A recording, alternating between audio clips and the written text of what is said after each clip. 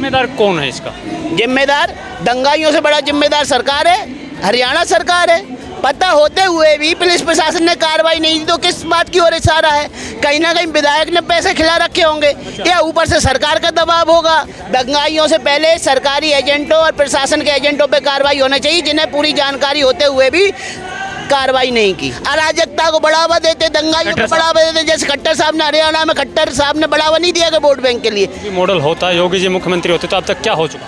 क्या अभी तक? मैं कह रहा हूँ ये दंगा ही नहीं होता। अगर योगी जैसा मुख्यमंत्री हरियाणा में भी होता तो ये दंगा ही नहीं होता, उसके पहले ही लोग गिरफ्तार कर लिए जाते। नमस्कार, मनोज कुमार आप सभी का स्वागत करता हूँ।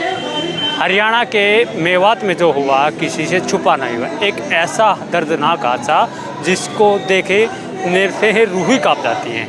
आखिर इसका जिम्मेदार कौन है?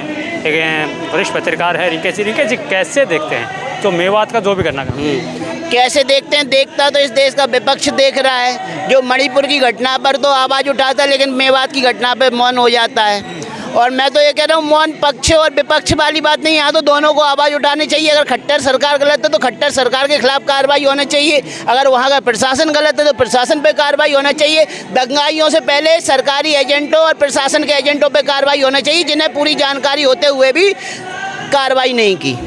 जिम्मेदार कौन है इसका? जिम्मेदार दंगाइयों से बड़ा जिम्मेदार सरकार है, हरियाणा सरकार है। दंगाई 700, 800, 1000 की संख्या में मौजूद थे वहाँ, और ये तो अचंभे की बात है। एक जेब कतरे का तो पुलिस वालों को पता होता, दंगाई 1000 इकट्ठे हुए पता नहीं पड़ा। जेब और तो और पुलिस वालों को ये पता होता किस दुकान पे गांजा सप्लाई हो रहा है, किस दुकान पे चरस सप्लाई हो रहा है, कहाँ शराब 2 नंबर में बिक रही है। हफ्ता का पता होता है किस चौराहे से कितना हफ्ता को आके लाना है, लेकिन दंगाइयों को पता नहीं है, तो अचरज की बात है। कैसे नहीं पता होगा? उससे पहले की वीडियो आई है, आपने भी एनालिसिस किया होगा, हमने भी एनालिसिस किया। सोशल मीडिया पे बहुत सी वीडियो वायरल है जहां चेतावनी दी जा रही है कि अगर मौन माने तो नहीं पता, मतलब कहीं ना कहीं पता होते भी उन्होंने अनपता रखा ना। पता होते हुए भी पुलिस प्रशासन ने कार्रवाई नहीं की तो किस बात की ओर इशारा है? कहीं ना कहीं विधायक ने पैसे खिला रखे होंगे या ऊपर से सरकार का दबाव होगा। दंगा करवाने के लिए पैसे क्यों? जब भाई जो आदमी कह रहा है मोनू मानस सर आज वहाँ मेवात में हम प्याज काट देंगे, चटनी बना देंगे, ये कर देंगे, वो कर देंगे, तो वो तो अपना विधायकगिरी दिखाने के लिए कुछ भी कर सकता है, क्षेत्र में दबदबा बनाने के लिए कुछ भी सकता है। मुस्लिमों के समर्थन से उसने विधायक बनाया, एमएलए का चुनाव जीता, तो मुस्लिमों का समर्थन तो उसे अभी भी चाहिए। लेकिन भाजपा की जो सरकार है उसके एक माननीय मंत्री जी कह रहे हैं कि दंगा दोनों तरफ से हुआ। देखिए, दंगा तब दोनों तरफ से होता है जब एक तरफ का बंदा हावी हो जाएगा। जब एक तरफ, मैं कह रहा हूँ खट्टर जी कह रहे हैं कि भाई लोगों की जिम्मेदारी है खुद की रक्षा करना, तो अब खुद की रक्षा में तो आदमी लाठी भी चलाएगा, तलवार भी चलाएगा, रिवॉल्वर भी चलाएगा, बंदूक भी चलाएगा। फिर क्यों ये सुरक्षा की बात कर रहे हैं? सुरक्षा ना दे मेवात वासियों को, अब धार्मिक संगठन निपट लेंगे, फिर सुरक्षा ना दे। अगर आप लोगों के ऊपर छोड़ रहे हो, जिस धर्म के ऊपर अटैक हुआ उन धार्मिक संगठनों के ऊपर छोड़ रहे हो बात, तो फिर वो संगठन निपट लेंगे। आप मत दो सुरक्षा उस क्षेत्र में, मेवात वासियों को मत दो सुरक्षा। क्या अब हिंदुस्तान में हिंदुओं को शोभा यात्रा निकालना गुनाह होगा? हिंदुस्तान में हिंदुओं की शोभा निकालना गुनाह अभी से नहीं, 1947 से है। अगर गुनाह नहीं होता तो पूरा हिंदू राष्ट्र होता और हिंदुओं की शोभा यात्रा सफलतापूर्वक हर जगह से निकल रही होती। लेकिन अल्पसंख्यक क्या कह के आपने बहुसंख्यकों को सिर पे चढ़ा लिया। 25 करोड़ लोग किस देश में अल्पसंख्यक हो सकते हैं? ये तो मूर्ख संविधान है। ऐसा संविधान तो मैंने आज तक नहीं देखा। अमेरिका में आप देखोगे तो जो नेचुरल है, जो जेन्युइन अल्पसंख्यक है, उन्होंने ही अल्पसंख्यक कहा जाएगा ना। इस देश के अल्पसंख्यक जैन कम्युनिटी है, बौद्ध कम्युनिटी है, ईसाई कम्युनिटी है, पारसी है। मुस्लिम कहाँ से अल्पसंख्यक हो जाएगा? जो इस देश में 25 करोड़ जनसंख्या वाली आबादी है, क्या वो अल्पसंख्यक हो सकती है? नहीं हो सकती है। तो मूर्ख बनाया जा रहा है हम और आपको वोट बैंक के लिए। पांडवकालीन इतिहास बताया जा रहा है, जिस मंदिर में जलाभिषेक होना था, जो यात्रा थी जलाभिषेक यात्रा, जिस मंदिर में पांडवकालीन इतिहास था, तो आपको नहीं लगता कि पांडवकालीन इतिहास को मिटाने की एक साजिश? देखिए, पांडवकालीन इतिहास तो बाद में आया, उसके पहले रामायण कालीन इतिहास भी आया। तो ये तो हजारों लाखों साल पुरानी पद्धति है, सनातन पद्धति। इसका इतिहास की गिनती थोड़ी की जा सकती है।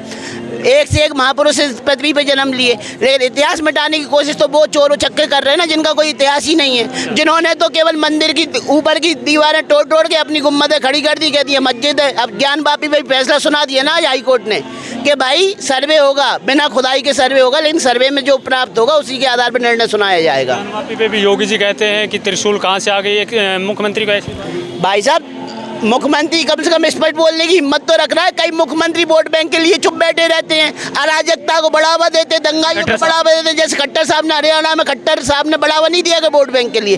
भाई कहीं ना कहीं वोट बैंक देख रहे होंगे, तभी ना कार्रवाई नहीं हो रही है। डिले क्यों हो रही है? अभी तक योगी होते तो हर घर पे बुलडोजर चल गया होता। 50% लोग जो दंगाई थे उनके घर पे बुलडोजर चल चुका होता अभी तक। सारा घटनाक्रम हुआ। आपने वीडियो भी देखी, जो पुरानी वीडियो वायरल हैं, जहां कुछ लोग किसी गांव के सरपंच खुद वायरल बयान दे रहे हैं सरेआम कि अगर ये शोभा यात्रा निकली, मोनू मानेसर यहाँ आया तो माहौल बदल दिया जाएगा, सिलेंडर तैयार हैं। इस माहौल को देखिए, व्यक्तिगत दुश्मनी तो नाथूराम की भी महात्मा गांधी से थी, लेकिन नाथूराम ने महात्मा गांधी के बदले पूरे कांग्रेसियों पे तो हमला नहीं किया ना, महात्मा गांधी को मारा।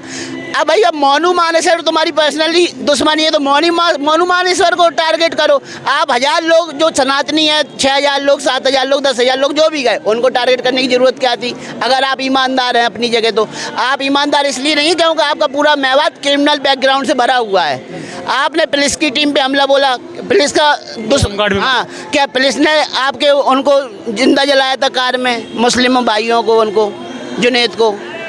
मैं पूछ रहा हूँ, जिससे दुश्मनी होगा आप उसी से बदला लोगे कि 1000 लोगों पे हमला कर दोगे आतंकियों की तरह, रिवॉल्वर लेके, बंदूक लेके, तलवारें लेके। और कुछ लोग अभी ये सारा घटनाक्रम देख के मेवात को मिनी पाकिस्तान का तमका दे रहे हैं। ये कहाँ तक से? क्या मेवात पाकिस्तान का तमगा लोग नहीं दे रहे, वहाँ के कुछ युवा खुद पाकिस्तानी के नाम से आईडी बना रखे हैं, जो वायरल भी हो रही हैं। आपको न्यूज़ चैनल वाले भी दिखा रहे होंगे।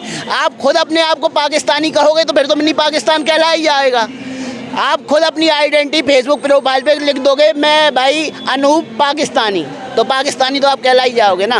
पूरे घटनाक्रम पे आखिर क्या होना चाहिए, क्या जवाब किस समाज घटनाक्रम पे सीधा सा है, जो प्रशासन दोषी हो तो प्रशासन के पे कार्रवाई होना चाहिए, सरकारों पे कार्रवाई होना चाहिए, उसके बाद दंगाइयों पे कार्रवाई होना चाहिए। क्यों? प्रशासन और सरकार की खुली छूट की वजह से ये दंगा भड़का है। कुछ लोग योगी मॉडल की भी मांग कर रहे हैं, उससे क्या? योगी मॉडल तो समय रहते आ ही जाएगा ना।